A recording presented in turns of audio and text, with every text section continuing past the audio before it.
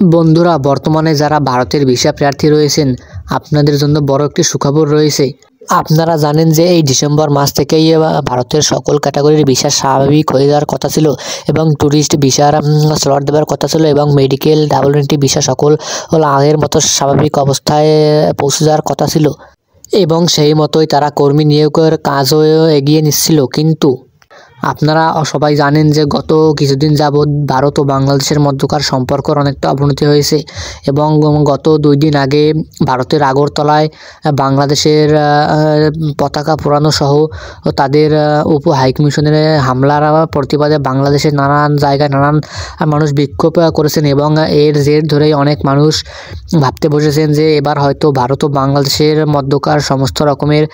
আমদানি রপ্তানি সমস্ত রকমের ভিসা কার্যক্রম এবং বন্ধুত্বপূর্ণ সম্পর্ক সব নষ্ট হয়ে যাবে। তো বন্ধুরা, এর একদিন পরে বাংলাদেশে অবস্থিত ভারতের রাষ্ট্রদূতের প্রধান প্রণয় ভার্মা তার বক্তব্যে বলেছেন যে এই একটি বিষয় ধরে ভারত ও বাংলাদেশের মধ্যকার সম্পর্ক নষ্ট হতে পারে না। বাংলাদেশ ও ভারতের মধ্যকার সম্পর্ক আগে যেরকম ছিল এখন সেরকমই চলবে এবং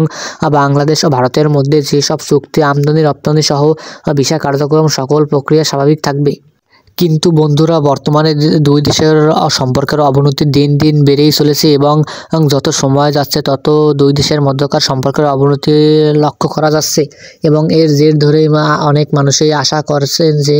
এবার হয়তো দুই দেশের মধ্যকার আবার সমস্ত রকমের ভিসা কার্যক্রম সম্পূর্ণরূপে বন্ধ হয়ে যাবে। কিন্তু আমরা আশা রাখি যে ভারত সরকার ও বাংলাদেশ সরকারের মধ্যে বড় একটি পর্যায়ে বৈঠকের মাধ্যমে দুই দেশের মধ্যকার সম্পর্ক আরও উন্নত হবে এবং বাংলাদেশ ও ভারতের মধ্যকার সকল পাসপোর্ট ভিসা কার্যক্রম পুনরায় চালু করবে।